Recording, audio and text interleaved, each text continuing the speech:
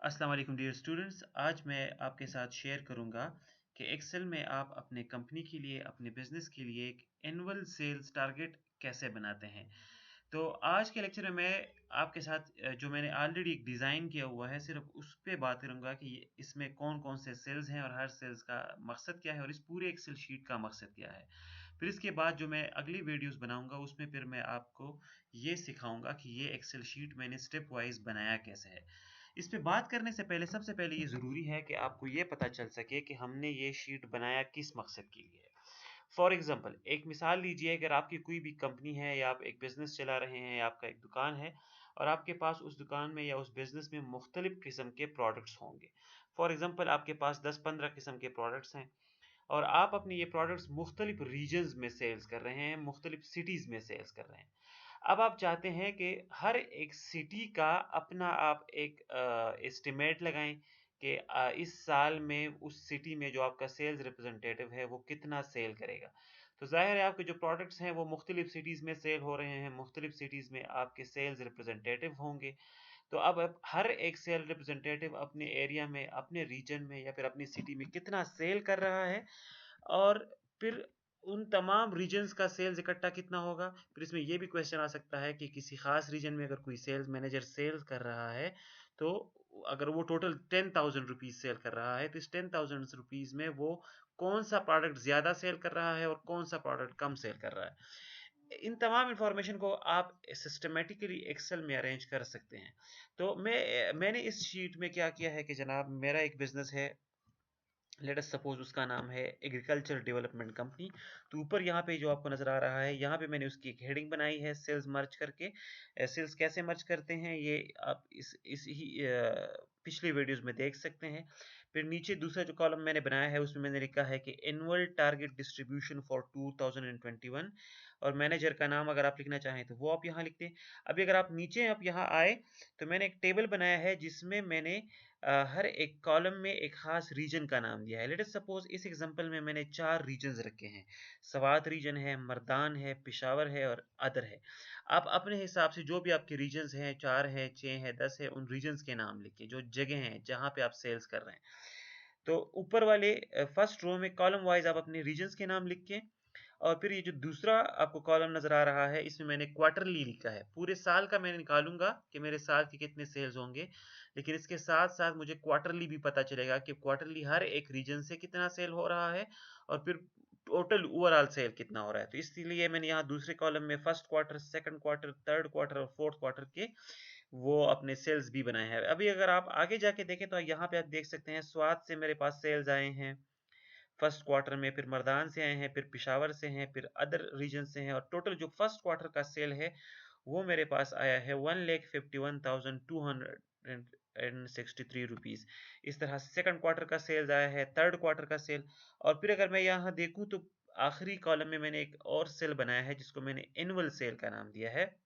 यहाँ से मुझे पता चल रहा है कि पूरी कंट्री से पूरे साल में मेरे पास कितने सेल आ रहे हैं। अब पूरे साल के सेल्स हैं 3,75,089 रुपीज। इसमें पहले क्वार्टर के सेल्स हैं 1,51,000, दूसरे क्वार्टर के सेल्स हैं 19,000, तीसरे क्वार्टर के सेल्स हैं अराउंड अबाउट 2,04,000।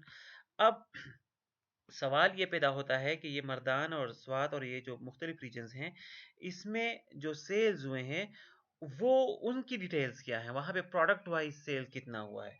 अब इसको करने के लिए आपने क्या करना है कि अलग से शीट बनाने हैं हर एक रीजन के लिए। यहाँ पे अगर आप देखें तो मैंने मर्दान के लिए अलग एक रीजन का एक शीट रखा है, पेशावर के लिए अलग एक शीट रखा है, सवात के लिए अलग और अदर के लिए अलग। अब अगर मैं मर्दान वाला टैब खोलूँ तो यहाँ पे मुझे पता चलेगा कि ये पूरा शीट सिर्फ एक ही सिटी को कवर कर रहा है, एक रीजन के बारे में पूरी इंफॉर्मेशन दे रहा है। यहाँ पे आप देखें ओवरऑल मैंने कंपनी का नाम लिखा है, फिर प्रोडक्ट वाइज प्लान है, फिर मैनेजर का नाम है जो भी आपका है। अभी अगर आप यहाँ नीचे आए तो जो एक बहुत बड़ा सा टेबल मैंने बनाया है इसमें आप देख सकते हैं कि ऊपर मैंने क्वार्टर लिखे हैं, क्वार्टर 1, क्वार्टर 2, क्वार्टर 3 और क्वार्टर 4। और नीचे क्वार्टर में जाहिर है कौन से मंथ्स हैं, जनवरी, फरवरी, मार्च ये पहले क्वार्टर में आएंगे, अप्रैल, मई, जून दूसरे क्वार्टर में आएंगे और इस तरह पूरा साल मैंने कवर कर दिया है। अब यहाँ पे अगर आप देखें ये बड़ा इंपॉर्टेंट है, सीरियल नंबर के साथ अगर आप देखें तो प्रोडक्ट्स हैं। अब मैं एक कारोबार कर रहा हूँ, मेरी कंपनी है या बिजनेस है तो मैं मुख्तलिफ प्रोडक्ट्स बेचूंगा। अब यहाँ पे मैंने तमाम प्रोडक्ट्स के नाम लिखे हैं। मेरे पास कोई इस वक्त है 36 प्रोडक्ट्स हैं, उन तमाम के प्रोडक्ट्स मैंने लिखे हैं, उनके नाम और उनके जितने उनके साइज़ हैं या क्वांटिटी है वो भी मैंने लिख दी है। अब आगे जाके जो फर्स्ट क्वार्टर है उसके नीचे मैंने 3 कॉलम्स बनाए हैं। पहले कॉलम में मैंने लिखी है क्वांटिटी, दूसरे में मैंने लिखा है यूनिट प्राइस और तीसरे में मैंने लिखा है टोटल। इसको मैं डिलीट कर देता हूँ ताकि आपको समझ आए। ऐसे ही सेकंड क्वार्टर में भी मैंने क्वांटिटी और प्राइस और टोटल का बनाया हुआ है, थर्ड में भी यही मैंने बनाया है और फोर्थ में भी यही बनाया है। अब यहाँ पे क्या होगा, ये सेल्स अगर आप देखें जो कलर सेल्स हैं, जैसे ये टोटल है, ये वाला टोटल है, ये टोटल है, यहाँ पे यहाँ पे इनके रिजल्ट्स आएंगे। यहाँ पे अगर आप कुछ लिखना भी चाहें, देखिए अगर मैं यहाँ पे 12 10 लिखता हूँ तो ये नहीं लिख सकूंगा। देखिए जैसे ही मैं लिखता हूँ ये कहता है कि ये सेल प्रोटेक्टेड है, यहाँ पे आप नहीं लिख सकते हैं। ये कैसे प्रोटेक्ट किया है ये नेक्स्ट वीडियो में मैं आपको सिखाऊंगा। लेकिन इससे फायदा क्या होगा कि अगर आप ये शीट अपने सेल मैनेजर को देते हैं कि आप इसको फिल करके मुझे दे, तो टोटल में अगर वो कुछ चेंज करना चाहता है तो वो नहीं कर सकेगा। इसलिए उनको सिर्फ ये जो वाइड सेल्स हैं यहाँ पे वो लिखेंगे, यहाँ पे वो चेंज कर सकते हैं। लेट अस सपोज आप उनसे कहते हैं कि जनाब पहले क्वार्टर में मर्दान की रीजन में आपने टॉप कॉप ये जो 10 लीटर वाला बॉटल है ये आप कितना सेल कर सकते हैं, आप कितना टारगेट अचीव कर सकते हैं। तो लेट अस सपोज वो कहता है कि मैं जनाब 1000 बॉटल सेल करूंगा और यूनिट प्राइस हर एक बॉटल की क्या है, 10 रुपीज। तो ये जैसे ही ये दोनों सेल फिल करेगा टोटल वाला खाना खुद ब खुद फिल हो जाता है। इसी तरह से क्वार्टर वन में मर्दान में वो टॉप कॉप जो 1 लीटर वाला बॉटल है वो कितना सेल कर सकता है। तो जनाब वो कह रहा है मैं 3000 लीटर सेल कर सकता हूँ और एक बॉटल की प्राइस है 05 रुपीज। जैसे जैसे ये फिल करता जाएगा यहाँ पे टोटल का खाना खुद ब खुद फिल होता जाएगा। और मजे की बात इस शीट में ये है कि जैसे ही वो सेल रिप्रेजेंटेटिव जो आपका है वो सिर्फ ये 2 खाने फिल करेगा, उससे आप नीचे आएंगे तो आप देखेंगे ये खुद ब खुद सारा फिल होता जा रहा है। ये देखें, अब जैसे कि ये मैंने मैं मर्दान में एंट्री कर रहा हूँ। फर्स्ट क्वार्टर में मैंने 3 प्रोडक्ट्स की एंट्री कर दी है कि ये 3 प्रोडक्ट्स मैं सेल कर सकता हूँ, इतनी क्वांटिटी सेल करूंगा और इतनी उनकी यूनिट प्राइस होगी। तो अगर मैं अपने सेल टारगेट डिस्ट्रीब्यूशन वाले पेज पे आऊँ और मैं मर्दान वाली जगह चेक करूँ तो यहाँ पे ये ऑटोमेटिकली अपडेट हो गया है 85,000 पे। ये मर्दान वाला सेल मैंने उसके साथ कनेक्ट किया है। अब इसको चलें आसान करने के लिए मैं इस तरह कर देता हूँ कि ये पूरा डेटा मैं इससे ना डिलीट कर देता हूँ ताकि आपको आसानी से समझ आ सके। चलिए मैं ये भी डिलीट कर देता हूँ, जो ऑलरेडी से मैंने इसमें डेटा एंटर किया है ये भी डिलीट हो गया। इसके साथ जो यहाँ पे दूसरा एक प्रोडक्ट एंटर हुआ है उसको भी डिलीट कर देते हैं ताकि आपको समझने में आसानी हो। तीसरा जो प्रोडक्ट है उसको भी डिलीट कर देते हैं। सारा 0 0 हो गया। इस तरह पिशावर के जो डेटा एंट्री हुआ है उसको भी डिलीट कर देते हैं, दूसरा रीजन जो है उनसे भी सारा डेटा हटा देते हैं ताकि आपको क्लियरली समझ आए कि हो क्या रहा है। नीचे आके चेक करते हैं अगर कोई और डेटा है तो उसको भी हटा देते हैं।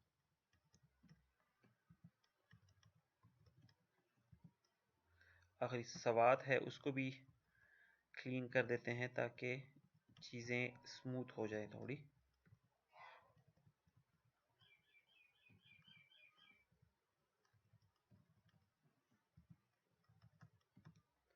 सॉरी गाइस, इसमें थोड़ा सा वक्त लगेगा मुझे क्लीन करने में, लेकिन इससे फ़ायदा ये होगा कि आपको सारी चीज़ें विजुअलाइज करने में आसानी होगी कि इस शीट में असल में हो क्या रहा है। अब जैसे ये मैं पूरा क्लीन कर देता हूँ तो जैसे ही मैं ओरिजिनल फर्स्ट शीट पे जाऊँगा तो वहाँ आप देखेंगे कि बिल्कुल ज़ीरो फिगर्स होंगे, वहाँ पे कुछ नहीं होगा। ये ऑलमोस्ट क्लीन हो गया। आप इस सेल डिस्ट्रीब्यूशन पे आएँ, यहाँ पे आप देखें ये जो आपका फर्स्ट टेबल है उसमें वो कह रहा है कि बिल्कुल ज़ीरो, कुछ भी नहीं सेल हुआ। पेशावर में ये 10 है, इसको भी हटा देते हैं। पेशावर में ये वाला भी इसको हटा देते हैं।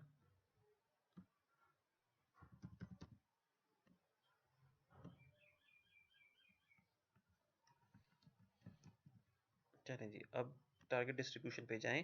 यहाँ पे आप चेक करें पूरा ज़ीरो है, मतलब अभी तक हमने इसमें कोई भी एंट्री नहीं की, किसी भी रीजन की, किसी भी प्रोडक्ट के हमने एस्टिमेट नहीं लगाए। अब जो आपका पहला मैनेजर है जिसको मर्दान रीजन आपने दिया है उसको आप ये शीट भिजवाते हैं कि जनाब आप अपने पूरे साल के टारगेट आप यहाँ एंटर करेंगे, आप कितना सेल कर सकते हैं। तो वो अपने हिसाब से करेगा कि पहले क्वार्टर में मैं टॉप कॉप सेल कर सकता हूँ, लेट अस सपोज मैं 1000 यूनिट सेल कर सकता हूँ और एक यूनिट की प्राइस है 10 रुपीज़। तो ये पूरा इतने सेल्स इस प्रोडक्ट के आ गए। दूसरा जो प्रोडक्ट है उसको मैं 2000 लीटर सेल कर सकता हूँ, 5 यूनिट इसकी प्राइस है। तीसरा मैं 3000 यूनिट कर सकता हूँ, इसकी प्राइस 2 यूनिट है। तो जैसे जैसे वो एंट्री करता जा रहा है, ये टोटल का खाना खुद ब खुद फिल होता जाएगा। जैसे ही आप सेल टारगेट डिस्ट्रीब्यूशन पे आएंगे और वहाँ पे आप चेक करेंगे, तो ये देखें पिशावर वगैरह में भी तक, या पिशावर या सवात में भी तक जीरो है, यहाँ पे एंट्री नहीं हुई। अदर सिटीज में भी जीरो है, लेकिन मर्दान से 80,000 रुपए की एंट्री यहाँ पे ऑटोमेटिकली आ गई है। ये असल में ये मर्दान वाली शीट से वहाँ पे ऑटोमेटिकली चली गई है। यहाँ पे अगर आप ये मर्दान के सेल देखें, तो यहाँ पे मैंने नीचे कैलकुलेशन किए हैं कि टोटल एनुअल सेल मर्दान की 80,000 आ रहे हैं, और यही 80,000 फिगर आप यहाँ पे देखें, यहाँ पे शिफ्ट हो गया है। अभी अगर मर्दान में वो और एंट्री करता है कि मैं कुछ और भी सेल कर सकता हूँ, लेट अस सपोज वो ये चौथा प्रोडक्ट जो है वो कह रहा है कि मैं 5000 लीटर ये सेल करूंगा और 1 यूनिट की प्राइस है 10 रुपीज। जैसे ये एंट्री करेगा, 80,000 से ये सेल इसके ऊपर चले जाएंगे 5,80,000 तक, और पीछे आप टोटल टारगेट डिस्ट्रीब्यूशन पे आएंगे, तो वहाँ पे भी आपका ये मर्दान वाला फिगर पहले क्वार्टर में 5,80,000 तक चला गया है। इसी तरीके से अगर वो पिशावर में प्रोडक्ट सेल करता है, पिशावर वाला जो दूसरा मैनेजर है, अगर वो यहाँ पे एंट्री करता है कि जनाब मैं सेल करूंगा 5,000 यूनिट्स और 1 यूनिट की प्राइस है 10 रुपीज़, दूसरा प्रोडक्ट में जस्ट इतने सेल कर सकता हूँ, उसकी प्राइस है इतनी रुपीज़, और इस तरह स्वाद वाला भी एंट्री करता है। वहाँ से आप कहते हैं कि जनाब स्वाद में मैं हमारे पहले क्वार्टर में जो पहला प्रोडक्ट सेल होगा वो होगा 1000 लीटर, 10,000 लीटर, उसकी प्राइस हम रखते हैं 12 यूनिट। फिर 1000 लीटर, उसकी प्राइस हम रखते हैं 44 यूनिट्स। इस तरह अदर रीजन से भी मैं, अगर मुझे डेटा कलेक्ट होता है पहली क्वार्टर का 10,000, इसकी यूनिट प्राइस आप रख लें 22, और 2000 यूनिट सेल कर देते हैं, उसकी प्राइस रख देते हैं 12। तो ये देखिए पूरा जितना शीट में आप एंट्री करते जा रहे हैं, सारा टारगेट डिस्ट्रीब्यूशन में समराइज होके आ रहा है। यहाँ पे आप देखें पहले क्वार्टर में अभी यहाँ पे हमें जो एक समराइज रिपोर्ट है वो मौसूल हो चुका है कि स्वात में हम एक्सपेक्ट कर रहे हैं कि पहले क्वार्टर में इतना सेल होगा, मर्दान में 5,80,000 सेल होगा, पेशावर में राउंड अबाउट 10 लाख सेल होगा, और अदर सिटीज़ में राउंड अबाउट 3,63,000 सेल होगा। तो हम एक्सपेक्ट कर सकते हैं कि ओवरऑल जो हमारे जितने भी रीजन है तमाम में हमारे पहले क्वार्टर में सेल होगा कोई 21 लाख के करीब, और ये टोटल सेल भी अभी यहाँ 21 लाख ही शो होगा, क्योंकि सिर्फ एक ही क्वार्टर का डेटा एंट्री हुआ है। अभी अगर हम मर्दान में दूसरे क्वार्टर में का डेटा भी एंटर करते हैं कि जनाब आप दूसरे क्वार्टर में कितना सेल कर सकते हैं, तो ये लेट अस सपोज वो कहता है कि दूसरे क्वार्टर में मेरे सेल्स इतने होंगे, इस प्रोडक्ट के सेल्स इतने होंगे, इस वाले प्रोडक्ट के सेल्स इतने होंगे, और इस प्रोडक्ट के सेल्स इतने होंगे। इसमें हम प्राइस जो पर यूनिट प्राइस है वो भी एंट्री कर देते हैं। तो जैसे ही आप सेकंड क्वार्टर में यहाँ डेटा एंट्री करते हैं, तो टारगेट डिस्ट्रीब्यूशन सेल में अगर आप आते हैं, तो ये देखिए मर्दान के सेकंड वाले क्वार्टर में भी डेटा एंट्री हो गया है। यहाँ से भी पता चल रहा है कि पहले क्वार्टर का इतने सेल्स हैं, सेकंड क्वार्टर में इतने सेल्स हो सकते हैं। बाकी सिटीज के भी सेकंड क्वार्टर में इसलिए नहीं आ रहे हैं कि वहाँ पे हमने एंट्री नहीं की। तो लेट अस सपोज पेशावर वाली शीट में भी हम एंट्री कर देते हैं कि यहाँ से हम कितने सेल्स अखज़ कर सकते हैं, उसकी हम एक रफ सा डेटा डाल देते हैं और पर यूनिट क्वांटिटी भी डाल देते हैं। लेट अस सपोज सवात में भी सेकंड क्वार्टर में एंट्री कर देते हैं।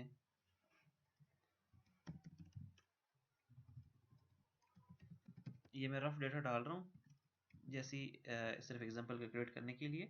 तो टारगेट डिस्ट्रीब्यूशन में भी आप अभी अगर आप आके देखें, तो सेकंड क्वार्टर का पूरा आपके जितने रीजन है सिवाय अदर के जिनमें मैंने एंट्री की है वो ऑटोमेटिकली यहाँ पे शिफ्ट हो गए हैं, और यहाँ पे अभी हमें टोटल सेल्स का पता चल रहा है कि टोटल सेल्स एनुअली कितने हो रहे हैं। अच्छा, यहाँ पे आपने अभी क्या करना है कि चारों क्वार्टर के सेल्स प्रोडक्ट वाइज आपने एंट्री करने हैं। जो प्रोडक्ट है तमाम प्रोडक्ट के आपने डेटा एंट्री करना है कि एक्सपेक्टेड हम हर क्वार्टर में कितना सेल कर सकते हैं। अब ये तो हम अंदाजा लगा रहे हैं कि पूरे साल में इतना सेल हो सकता है। अभी यहाँ पे मैंने इस शीट में एक और काम किया है, यहाँ पे आप देखें इसको समराइज भी किया है कि एनुअल सेल्स मर्दान के फर्स्ट क्वार्टर के इतने हैं, सेकंड क्वार्टर के इतने, थर्ड क्वार्टर के इतने, फोर्थ क्वार्टर के इतने, और पूरे मर्दान के सेल इतने आ रहे हैं। यही फिगर आपका यहाँ टारगेट डिस्ट्रीब्यूशन में भी रिफ्लेक्ट होगा। अगर आप चेक करें तो मर्दान का जो है ये यहाँ पे भी एग्जैक्टली वही चीज़ शिफ्ट हो रहा है। अच्छा जी, अभी इसके साथ मैंने यहाँ पे एक और काम भी किया है, क्योंकि ये हम 2021 के लिए प्लानिंग कर रहे हैं कि कौन सा प्रोडक्ट कितना सेल होगा। अभी ज़रूरी नहीं कि जो हमारी प्लानिंग हो वैसे ही हो। तो यहाँ पे आप ये काम कर सकते हैं कि आप सेफ साइड पर रहने के लिए 3 मुख्तलिफ सिनेरियोज डिफाइन कर सकते हैं। कि एक सिनेरियो की आप ये लिख लें कि मेरे जितने सेल मैनेजर हैं वो बेस्ट परफॉर्मेंस देंगे, कि जितना मैंने उनको टारगेट दिया है वो तमाम टारगेट वो अचीव करेंगे। तो ज़ाहिर है जो टारगेट आपने दिया है अगर वो अचीव करते हैं, तो ये आपका बेस्ट सिनेरियो होगा। तो यहाँ पे देखिए उन्होंने 1,98,000 का कहा था, तो आपकी बेस्ट सिनेरियो में वही 1,98,000 शो हो रहा है। फिर आप लिखते हैं कि जनाब ये भी तो हो सकता है कि हालात ठीक ना हो और हमारी बिज़नेस जो है वो बेस्ट परफ़ॉर्मेंस ना करें, वो वर्स्ट परफ़ॉर्मेंस करें। वर्स्ट परफ़ॉर्मेंस से मुराद कि जो आपके सेल मैनेजर है, वो बहुत ही ख़राब परफ़ॉर्मेंस दिखाएँ। जितना आपने उनको सेल टारगेट दिया है, वो उसको पूरा ना कर सकें बल्कि उसका आधा करें। फॉर एग्ज़ाम्पल आपने एक सेल मैनेजर को कहा है कि आपने 100 यूनिट सेल करने हैं। तो वर्स्ट केस में आप कहते हैं कि जनाब वो 100 सेल नहीं कर सकता बल्कि सिर्फ़ आधा सेल कर लेता है, 50% आप कर लेते हैं। तो इस केस में मैं यहाँ पे मैंने 50% का केस जो है वो भी डिज़ाइन किया हुआ है। और फिर आप कहते हैं कि जनाब एवरेज भी तो परफ़ॉर्मेंस हो सकती है। एवरेज पे मैंने 75% रखा है। इससे मुराद ये है कि जितना टारगेट मैंने दिया है, वो सेल कस्टमर्स जो हमारे सेल मैनेजर हैं, वो इसको अचीव नहीं करते, बल्कि 75% टारगेट अचीव कर लेते हैं और 25% फेल हो जाते हैं। तो ये वैल्यूज़ भी आप अपनी मर्ज़ी से चेंज कर सकते हैं। तो यहाँ पे ये शीट आपको ये भी बता रहा है कि अगर 100% परफ़ॉर्मेंस होती है, जो आपने उनको टारगेट दिया है, तो फिर आपके सेल्स कितने होंगे? 1,98,000 90 19,88,000 के करीब होंगे। अगर वर्स परफ़ॉर्मेंस शो होती है और वो अपने टारगेट को अचीव नहीं करते और बहुत ही ख़राब परफ़ॉर्मेंस दिखाते हैं, तो उस केस में आपके पास तकरीबन पूरा सालाना सेल्स आपके पास 9,94,000 के करीब आएँगे। और अगर एवरेज परफॉर्मेंस दिखाते हैं आपके सेल मैनेजर मतलब 75% सेल्स अचीव करते हैं, तो फिर आपकी जो एनुअल सेल है मर्दान रीजन से वो 14,91,000 होगा। अब ये जो 3 सिनेरियो मैंने डिज़ाइन किए हैं, ये मैं अपनी अगले लेक्चर में इन पे डिटेल से बात करूँगा कि इनकी कैलकुलेशन कैसे होती है। लेकिन इससे फ़ायदा ये होगा कि आपको 3 मुख्तलिफ सिनेरियोज़ का पता चलेगा कि मेरा कारोबार बेस्ट परफॉर्मेंस करेगा तो कितने सेल हो सकते हैं, वर्स परफॉर्मेंस करेगा तो कितने सेल्स हो सकते हैं और एवरेज परफॉर्मेंस करेगा तो कितने सेल्स हो सकते हैं। अच्छा ये भी हमने यहाँ पे इस शीट में डिज़ाइन किया है, आप भी इसमें ये कर सकते हैं। ये जो वाइड सेल्स हैं इसको आप चेंज कर सकते हैं। सपोज़ आप वर्स कहते हैं कि 50% नहीं 40% सेल्स अगर होते हैं तो उसको मैं वर्स कहूँगा। ये सेल्स मैंने प्रोटेक्ट किए हैं तो इनको मैं देता हूँ ताकि ये प्रोटेक्ट से निकल आए। लेट्स सपोज़ आप 50% कहते हैं कि नहीं जी 40% हमारा वर्स्ट परफॉर्मेंस होगा। जैसे ही अब ये 40% करेंगे तो ये 99 ये जो 9,94,000 है ये और भी कम हो जाएगा। फिर ये कहता है कि अगर आप वर्स्ट केस 40% रखते हैं तो इसका मकसद है कि अगले साल में आप 7,95,000 सेल करेंगे। एवरेज को आपने 75% कहा है, आप कहते हैं नहीं जी इसको मैं 60% रखता हूँ। तो अगर आप ये 60% करते हैं तो आपके सेल 14 लाख से कम होके 11 लाख पे आ जाते हैं और यही फिर आगे आके ना सेल डिस्ट्रीब्यूशन का जो मेन शीट है उसमें भी ये चीज़ दिखाई गई है। यहाँ पे आप देखिए ग्रैंड टोटल आपका इतना बन रहा है। अगर आप वर्स परफॉर्मेंस करते हैं तो पूरे साल में आपके सेल 38 लाख से कम होके 19 लाख पे आते हैं और अगर आप ग्रैंड टोटल की बात करते हैं एवरेज केस में तो वो आपके पास 29 लाख बन रहा है। तो यहाँ पे ये जो मेन शीट है ये आपको पूरे साल का चारों रीजन का बता रहा है। हर एक शीट में आपके पास यहाँ पे उसी रीजन का वर्स्ट और बेस्ट और एवरेज परफॉर्मेंस आ रहा है। जैसे अभी ये पिशावर वाला रीजन देखें इसमें भी यही चीज़ किया है। सवात का देखें और अदर रीजन्स का देखें। अभी एक बड़ी कंप्रिहेंसिव शीट बन गई है। इससे आपको कुछ चीज़ों का बड़ा आसानी से पता चल रहा है। एक तो आपको ये पता चल रहा है कि पूरे साल में सेल्स कितने होंगे तमाम रीजन से, वो आप यहाँ से पता कर सकते हैं। बेस्ट केस में सेल्स कितने होंगे, वर्स्ट केस में सेल्स कितने होंगे और एवरेज सेल में सेल्स कितने होंगे। पूरे रीजन्स का आपको एक टोटल फिगर भी मिल रहा है ये वाला। इसके साथ आपको रीजन वाइज जैसे सवात का रीजन है वहां से आपको हर एक क्वार्टर का अलग अलग मिल रहा है।